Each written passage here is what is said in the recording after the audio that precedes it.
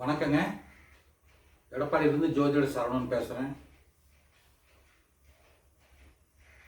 இன்னைக்கு நம்ம பார்க்க போகிற பதிவுங்க,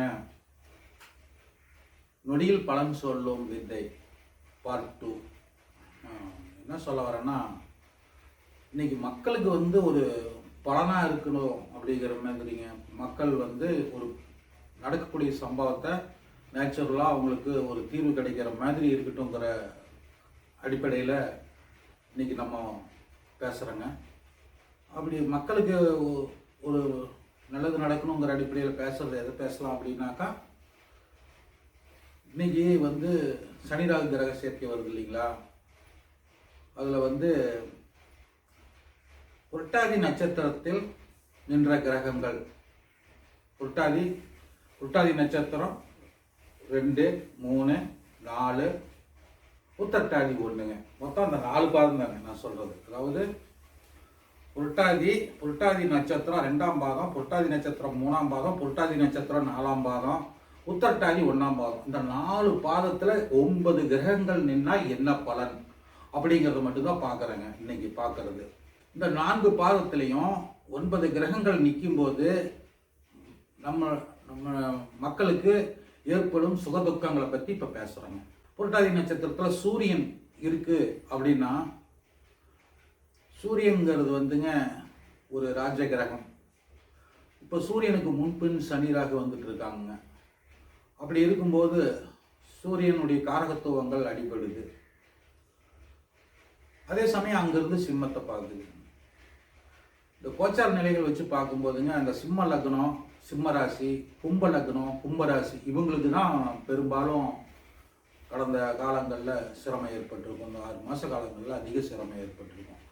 ஏன்னா பங்குனி ஃபஸ்ட்டில் பிறக்கிறவங்களுக்கும் மாசி கடைசியில் பிறந்தவங்களுக்கெல்லாம் சூரியன் அந்த இடத்துல இருக்கும். அப்படி இருக்கும்போது அந்த சூரியனுங்கிறது அனுபவத்தை கொடுக்கக்கூடியது, ராஜகிரகம், எல்லாத்துக்குமே ஆன்மாவுக்கு அதிபதி. அப்படி இருக்கும்போது வாழ்வா சாவாங்கிற போராட்டங்களை சந்திக்கக்கூடியவராக தான் இருப்பாங்க. அவங்க 6 மாதமாகவே அப்படி தான் இருந்திருக்கும்.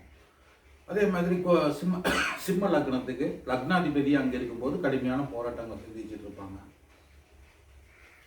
அதே கும்ப லக்னமாக இருக்கும்போது 7ஆம் அதிபதி சூரியன் குடும்பத்தில் இந்த மாதிரியான போராட்டங்களை 6 மாதமாக சந்திச்சிருப்பாங்க. எந்த மாதிரியான போராட்டங்கள் அதிகம் சந்திச்சிருப்பாங்க அப்படின்னு பார்த்தோம்னா, சுருக்கமாக இது பேசி முடிக்கிறேங்க. என்ன 9 கிரகத்துக்கு போகணும். சிவாஜி படத்துலைங்க ரஜினிகாந்துக்கு பாருங்க, ஒரு காரில் வச்சு அவருக்கு உயிர் கொடுப்பாங்க. அவங்கள இறந்துட்டாங்கன்னு சொல்லி வெளியே வந்தவங்களுக்கு உயிர் கொடுக்குறாங்க பார்த்தீங்களா. அந்த மாதிரியான அனுபவங்களை சந்திச்சுட்டு வருவாங்க. சூரியன் கும்பத்தில் இருக்கவங்களுக்கு, குருவுடைய நட்சத்திரம், சனியுடைய நட்சத்திரம் 1ஆம் பாதத்தில் இருக்கவங்களுக்கு கடுமையான போராட்டங்களை சந்தித்து மறுபடியும் மேன்மைக்கு வருவாங்க. இந்த ராகு சனி பயிற்சி முடிகிற வரைக்குமே அப்படிதாங்க. ஆளே முடிஞ்சிட்டான்னு சொல்லி தாங்க அங்கே வண்டியில் போட்டு கொண்டு வந்துடுறாங்க ரஜினிகாந்தை. அங்கே பாருங்க உள்ளே வச்சு உயிரை கொடுப்பாங்க, ட்ரீட்மெண்ட் பண்ணி உயிரை கொடுப்பாங்க. முடிஞ்சிட்டாங்கிறவங்க மறுபடியும் பிழைக்கிறாங்க இல்லைங்களா. அந்த மாதிரியான கட்டங்களை தான் அந்த சூரியன் அங்கே இருக்கிறவங்களுக்கு பலன் நடக்கும். யார் என்ன பண்ணாலும் சூரியனை ஒன்றும் பண்ண முடியாது. ஆனால் ராகு கிட்ட இருந்து புலியில் தப்பிச்சு வரணுங்க. அதுக்கு தான் இந்த சுருக்கமாக இருக்கணுங்கிறதுக்காக இப்படி சொன்னேங்க. அடுத்து சந்திரனை பார்க்கலாங்க. குருவுடைய நட்சத்திரம், சனியுடைய நட்சத்திரம் 1ஆம் பாதங்க. குருவுடைய நட்சத்திரம் 2, 3, 4 கும்பராசி வருதுங்க. கும்பராசி, மீனராசி முதல் பாதம் வருங்க. சந்திரன் அங்கே இருக்கும்போது தாயார் மேலே கவனம் அதிகம் இருக்கணுங்க. தாயார் தான் தாயார் காரகத்துவத்தை இது பண்ணுங்க. நம்மளுடைய முழங்கால் ரொம்ப வலிக்குது, இந்த மாதிரியெல்லாம் இருக்கிற பிரச்சனை வருங்க. சந்திரன் உடல் காரகம். அப்படி இருக்கும்போது காலப்புருஷனுக்கு 11ஆம் இடம். அந்த இடத்துல அந்த 2 கிரகங்கள் வரும்போது எண்ணங்கள் ஒரு தெளிவு இல்லாமல் வரும். இதை செய்யலாமா அதை செய்யலாமா, என்ன பண்ணுறதுன்னு தெரியலையே அப்படின்னு போராட்டமான வாழ்க்கையாக இருக்குதுன்னு சொல்லுவீங்க. இதெல்லாம் சனி பயிற்சிக்கு அப்புறம் சரியாக போயிருங்க. கும்பராசியில் இருக்கக்கூடிய அந்த சந்திர பகவான் இருக்கவங்களுக்கு இந்த பலன். கும்பராசியில் இருக்கிறவங்களுக்கு சோதனையான காலகட்டங்கள் சித்திரை வரைக்கும் இருக்குங்க. அதுக்கப்புறம் தான் ரிலீஸ் ஆக முடியும். அதுக்கடுத்தது செவ்வாய்.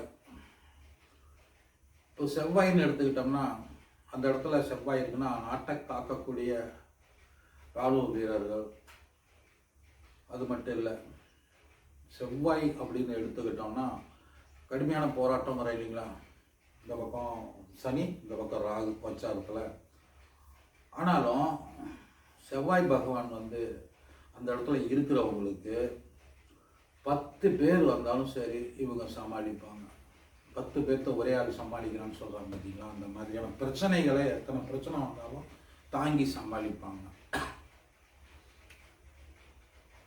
ஓம் என்னும் பிரணவ பொருளுக்கு அதிபதியான அந்த முருகனை பிடிங்க, உங்களுக்கு பிரச்சனை சால்வ் ஆகும். சப்தத்தின் பிரணவ பொருள், சப்தத்தின் நாயகன் செவ்வாய் பகவானை யாரும் ஒன்றும் பண்ண முடியாது. ராகு கடக்கிற வரைக்கும் கொஞ்சம் சோதனை இருக்குங்க. சகல காரியங்களும் வெற்றி கிடைக்கும். சண்டை இருக்கும், சண்டை இருந்தாலும் அதில் இருந்து மீண்டு வருவீங்க. இடத்து பிரச்சனை இருக்குங்களா அதிகம். சிவாஜி எம்ஜிஆர் சிவாஜி ஒரு படத்தில் பாடியிருக்காருங்க, ரஜினிகாந்த் ஒரு படத்தில் பாடியிருக்காருங்க. மண்ணின் மீது மனிதனுக்கு ஆசை, மனிதன் மீது மண்ணுக்கு ஆசைன்னு. மண் தான் இறுதியில் ஜெயிக்கிறது அப்படின்னு சொல்கிறாங்க இல்லைங்களா. அது மாதிரி மண்ணுக்காக சண்டை போடாதீங்க. அந்த பிரச்சனை அங்கே வருங்க. இந்த செவ்வாய் அங்கே இருக்கிறவங்களுக்கு. அதுக்கு அடுத்தது புதன். புதன் கும்பத்தில் இருக்குது அப்படின்னா அது ஒன்றும் பெரிய பிரச்சனை பண்ணாதுங்க அதிகம். ஏன்னா புதன்னா சனியும் நட்பு கிரகம் தான், ராகுவும் நட்பு கிரகம் தான். மெயினாக வந்து பத்திரத்துலையெல்லாம் கவனமாக இருங்க. அதே மாதிரி ஒரு டாக்குமெண்ட்டு இந்த மாதிரி எல்லாம் வந்து தவறு நடக்க வாய்ப்பு இருக்கும். சில பேர்த்துக்கு வந்து எப்படி சொல்கிறேன்னா, இது சுருக்கமாக சொல்கிறாங்க. இப்போ பாருங்கள், திருப்பூரில் வந்து 2 லட்ச ரூபாய் கீழே கிடந்து அந்த பணத்தை கொண்டு போய் போலீஸ் ஸ்டேஷனில் கொடுத்துருக்காங்க. அப்புறம் அந்த எடுத்தவர் கை மூலியமாகவே தொலைஞ்சவங்களுக்கு பணத்தை அந்த போலீஸ்கார் கொடுத்துருக்காரு. அது மாதிரி புதன் அங்கே இருக்கிறவங்க இந்த மாதிரி செயல்பட்டுக்கணும். இந்த மாதிரி சம்பவம் அதிகம் எங்கேயும் நடக்கிறது இல்லைங்க. ஆனாலும் அதிசயம்தான். நம்ம வந்து என்ன சொல்ல வரேன்னா, 2 லட்ச ரூபா பணம் வந்து கீழே கிடந்தது அவங்க அப்படியே எடுத்துகிட்டு வீட்டுக்கு போயிடலாம். ஆனால் அது கொண்டு வந்து கொடுத்தாங்க பார்த்தீங்களா, அது மாதிரி 100ல் 1000 கோடியில் ஒருத்தர் இப்படி தான் இருப்பாங்க. அந்த மாதிரியான குணாதிசயங்கள் இருந்துக்குங்க. நம்ம பணத்தை 2 லட்சம் கிடைக்குது, நம்ம எடுத்துகிட்டு போய் வீட்டில் வச்சுக்கிட்டோம்னா நமக்கு சிரமங்கள் ஏற்படும். யாருங்க? புதன் அந்த இடத்துல இருக்கவங்களுக்கு சூட்சமாக சொல்லியிருக்கேன் பலன். புதனுக்கு அடுத்தது குரு. குருவும் அதே மாதிரி தான், பெரிய பிரச்சனை பண்ண மாட்டார். குரு அங்கே இருக்கிறவங்களுக்கு கொஞ்சம் கல்வியில் அதிக கவனம் செலுத்துங்க. புதனுக்கு அப்படி தான், குருவுக்கு அப்படி தாங்க. படிப்பு அதிகமாக கவனம் வேணுங்க. உளுந்து படிச்சுட்டு கடைசியாக கொண்டு போய் அங்கே டெஸ்ட்டில் போய் அங்கே உட்காந்துட்டு இருக்கும்போது படித்தது மறந்து போயிடும் அப்படிங்கிற ஒரு சூழ்நிலை வருங்க. அதனால் அதிக கவனம் செலுத்துங்க படிப்பில். புதன் இருந்தாலும் சரி, குரு இருந்தாலும் சரி, குருவில் இருக்கும். பணம் வந்து யாருக்காவது யாருக்காவது பணம் கடன் கொடுக்குற நேரம், வாங்குகிற நேரம் இது உகந்தது இல்லைங்க. நம்ம கையில் இருக்கிற பணத்தை பத்திரமா பாதுகாத்துக்குங்க. இல்லைன்னா பேங்க்லேயும் கூட போட்டுச்சுங்க. யாருக்காவது அவங்களுக்கு தரேன் இவங்களுக்கு தரேன்னு சொல்லி போனீங்கன்னா அப்படி வாங்குறது சிரமமாக வரும். சில பேர் பணத்தை வாங்கிட்டு பணம் வந்து 10,000 கொடுத்துருப்பீங்க, அவங்க வந்து 5,000 தான் கொடுத்தம்பாங்க. இந்த மாதிரி பிரச்சனைகளெல்லாம் வருங்க. பணம் கொடுத்தாலும் சரி, வாங்கினாலும் பிரச்சனை வரும். பணம் கொடுக்கல் வாங்கல் பிரச்சனை இருக்குங்க. யாருக்குங்க? இந்த குரு வந்து கும்பத்தில் இருக்கிறவங்களுக்கு, இந்த 4 நட்சத்திர பாகத்தில் இருக்கிறவங்களுக்கு. அதே மாதிரி குழந்தைகளுக்கு குழந்தைங்க மேலே அதிக கவனம் செலுத்தணும். படிப்பு மேலே அதிக கவனம் செலுத்தணுங்க. அடுத்து சுக்கிரன் கும்பத்தில் இருக்குங்க. 4 நட்சத்திர பாகத்தில் இருக்குன்னா ஒரு நகை எடுக்கிறீங்களா, ஒரு முகூர்த்த விசேஷம் அந்த மாதிரியெல்லாம் நகை எடுக்கும்போது பார்த்து டச்செல்லாம் எவ்வளோ இருக்குன்னு பார்த்து எடுத்துங்க. ஏமாறதுக்கு அதிக வாய்ப்பு இருக்குது. சுக்கிரன் வந்து பணத்துக்கு காரகத்துவம், நகைக்கு காரகத்துவம், ஆடம்பரத்துக்கு காரகத்துவம். இதில் எல்லாம் வந்து நம்ம கவனம் அதிகமாக இருக்கணுங்க. நம்ம வந்து ஆடம்பரமாக துணி எடுக்கிறோம், அது இது மாதிரியெல்லாம் ஜவுளி பெருசாக ஒரு ஜவுளி எடுக்கிறோன்னா அது எல்லாம் வந்து தவறு நடக்க அதிக வாய்ப்பு இருக்குங்க. பார்த்து ஒரு தடவைக்கு 2 தடவை பார்த்து இது பண்ணுங்க. ஒரு நகை எடுக்கிறோன்னா நல்லா தெரிஞ்சவங்களை வச்சு பார்த்து எடுத்துங்க. அதில் இப்போ வந்து அதிகம் கலப்படம் இந்த மாதிரியெல்லாம் வந்துடுங்க. தெரியாமல் நடக்கிறது தாங்க. அந்த மாதிரியான ஏமாறக்கூடிய சூழ்நிலை இருக்குங்க சுக்கிரன் அங்கே இருக்கிறவங்களுக்கு. அதுக்கு அடுத்தது சுக்கிரனுக்கு அடுத்தது சனி பகவான் அங்கே இருக்கா.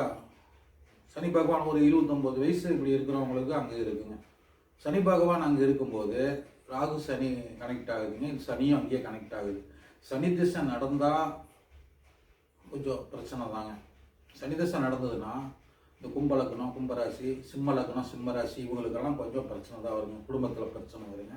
இந்த பங்குனிக்கு மேலே சரியாக போயிடுங்க. ஏற்கனவே இப்போ 6 மாதமாக இப்படி பிரச்சனை தான் இருக்குது. ஆனால் இன்னொரு 6 மாதம் ஆகணுங்க. 6 மாதம் சித்திரை பிறக்கணுங்க. சித்திரை வரைக்கும் அப்படி தான் இருக்குங்க. இந்த கும்பத்தில் சனி இருக்கும் அவங்களுக்கு. தொழிலில் பிரச்சனை வருங்க, பொருள் காணாமல் போகிறது, இந்த மாதிரியானலாம் சம்பவங்கள் நடக்கிறது. அந்த கும்பத்தில் சனி பகவான் இருக்குன்னா கொஞ்சம் கவனமாக இருக்கணுங்க. வேலை செய்கிற இடத்துல பார்த்து வேலை செய்யணுங்க. ஏதாவது ஒரு இடத்துல வேலை செய்கிறோம், 10 பேர் வேலை செஞ்சுட்டு இருக்கிறோன்னா அந்த இடத்துல சிக்கல்கள் வரும். அதனால் வேலையில் அதிக கவனம் செலுத்துங்க. முழுக்க நான் என்ன சொல்கிறேன்னா, குடும்பத்தில் பிரச்சனை வருங்க. சிம்ம லக்னம் கும்பராசி, கும்ப லக்னம் சிம்ம ராசி, இந்த மாதிரி இந்த 2க்கு மட்டும் அதிகமாக குடும்பத்தில் பிரச்சனை வராமல் பார்த்துக்குங்க. விட்டு கொடுத்து போங்க. அதுக்கடுத்தது ராகு பகவான். ராகு வந்து கும்பத்தில் இருக்காரு அப்படின்னா முன்னோர்களுடைய சொத்து இந்த மாதிரிலாம் இருக்குது இல்லைங்க, அதுக்காக பிரச்சனைகள் வரும். தாத்தா பாட்டா வழி சொத்து அந்த மாதிரியான இருக்கிறதுல பங்காளி சண்டை இந்த மாதிரியெல்லாம் வருங்க. அதெல்லாம் வந்து தவிர்த்துக்குங்க. இந்த காலகட்டம் வைகாசி வரைக்கும் எதுவும் இந்த பூர்வீக சொத்துல பிரச்சனைகளை பண்ணிக்கிறது ஒரு சிக்கலான இதை கொடுக்குங்க. அதே மாதிரி கேது இருக்குன்னு வைங்க. இப்போ கேது இருக்குதுன்னா மண்ணை நம்பி தான் மரம் இருக்குது அப்படின்னு சொன்னோன்னா, இப்போது அந்த மண்ணுக்காக போராட வேண்டாம். என்னைக்கு இருந்தாலும் நமக்கு வரட்டும் அப்படின்னு நினச்சி இருங்க. ஏன் இந்த இடத்துல வந்து பூர்வீகத்தை கொண்டு வந்து சேர்க்குறான்னா, ராகு கேதுக்கள் பூர்வீகத்தை முன்னோர்களை குறிக்கக்கூடியது. அப்போ அந்த முன்னோர்களுடைய ஆன்மாக்கள் அந்த இடத்துல வந்து பாதிப்படையக்கூடிய சூழ்நிலை. நம்ம பேக்ரவுண்டே நம்மளுடைய முன்னோர்கள் தாங்க. அப்படி இருக்கும்போது அந்த முன்னோர்களுடைய ஒரு முழு ஆசீர்வாதம் இப்போ நமக்கு கிடைக்கக்கூடிய சூழ்நிலை சரியா இல்லைங்க, உரிப்பயிற்சி வரைக்கும். அதனால் நான் என்ன சொல்கிறேன்னா, முன்னோர்களினுடைய ஆசீர்வாதம் குறைவாக இருக்குது. அதனால் பூர்வீக சொத்தில் தடம் இல்லை, அது இல்லை. எனக்கு இந்த பக்கம் வரப்பு அந்த பக்கம் வரப்பு வரல, அப்படி இப்படின்னு தண்ணி பிரச்சனை அது இந்த மாதிரியெல்லாம் வருங்க. மோரை போட்டு தண்ணி பிடிக்கிறோம் அப்படி இப்படின்னெல்லாம் வருங்க. பூர்வீகத்தில் ஒரு கிணறு இருக்கும், 4 பேர் வந்து இது பண்ணிக்குவாங்க. அந்த ராகுகேது இருக்கிறவங்களுக்கு பூர்வீக சொத்தில் பிரச்சனை பண்ணிக்காதீங்க. இந்த மாதிரியான பூர்வீகத்தால் சிக்கல்கள் வருது இல்லைங்களா, அதனால் பண்ணிக்காதீங்க. பொதுவாகவே நான் என்ன சொல்ல வரேன்னா, இன்றைக்கி இருக்க காலகட்டங்களுக்கு முகூர்த்தம் வந்து வைக்கிறது தை மாதமோ இந்த மாதிரியெல்லாம் முகூர்த்தங்களை வைக்கிறது தவிர்த்துக்கிறது நல்லதுங்க. வைகாசி வரைக்குமே வைகாசியில் வச்சுக்கலாங்க. அப்படியே தவிர்க்க முடியல, தை மாதத்தில் கல்யாணம் நாங்கள் வைக்கணும், நாளைக்கே நாங்கள் கல்யாணத்தை வைக்கணும் அப்படிங்கிற ஒரு சூழ்நிலை இருக்கவங்களுக்கு என்னுடைய சொந்த கருத்து என்னன்னு கேட்டிங்கன்னா, நீங்கள் சாந்தி முகூர்த்தமெல்லாம் வைகாசியில் வச்சுக்கிறது சிறப்புங்க, என்னுடைய சுய கருத்து. அப்போது ஏப்பா அதுக்கு இன்னும் 4 மாதம் 5 மாதம் இருக்குது அப்படின்னு சொன்னீங்கன்னா, அதுக்கப்புறம் வச்சோம்னா நம்மளுடைய வம்சம் வந்து வம்சாவளியில் பிறக்கக்கூடிய வாரிசுகள் நாளைக்கு எதிர்காலத்தில் சிறப்பாக இருப்பாங்க. நீங்கள் 4 மாதம் 5 மாதம் தான் பார்க்குறீங்க. ஆனால் கிரக இணைவு ஒரு குழந்தை ஜனனமாகும்போது எப்படி இருக்கோ அதுக்கு தகுந்த மாதிரி தான் அவங்களுடைய குழந்தைகளுடைய வாழ்க்கை எதிர்காலம் இருக்கும். நம்ம இப்போ அதை தடுக்கிறதுக்கு உண்டான வழி தான் நான் சொல்கிறேன். அப்புறமா வந்து பிரச்சனைகள் இருக்கும்போது பரிகாரம்னா அப்போ ஒன்றுமே பண்ண முடியாது. இப்போ அதுக்கு ஒரு வாய்ப்பு இருக்குது. ஏன் சொல்கிறேன்னா, நாளைக்கு ஒரு முகூர்த்தம் இருக்குது, அதே மாதிரி தை மாதத்தில் ஏதாவது முகூர்த்தம் இல்லைன்னாலும் கூட பண்ணுறாங்கன்னா அவங்களுக்கு பிறக்கக்கூடிய குழந்தைகளெல்லாம் கொஞ்சம் சிரமமான காலகட்டங்களில் கோச்சார நிலைகள் இருக்கும்போது பிறக்க வாய்ப்பு இருக்குது இல்லைங்களா, அதுக்கு சொன்னாங்க. ஏன்னா சாந்தி முகூர்த்தம் தான் ரொம்ப முக்கியங்க. அதனால தான் நான் சொல்கிறேன், சாந்தி முகூர்த்தத்தை வைகாசியில் வச்சுக்குங்க. சரிங்க, வீடியோ நீண்டுகிட்டே போகுது, அடுத்த வீடியோவில் பார்க்கலாங்க. நன்றிங்க, வணக்கம்.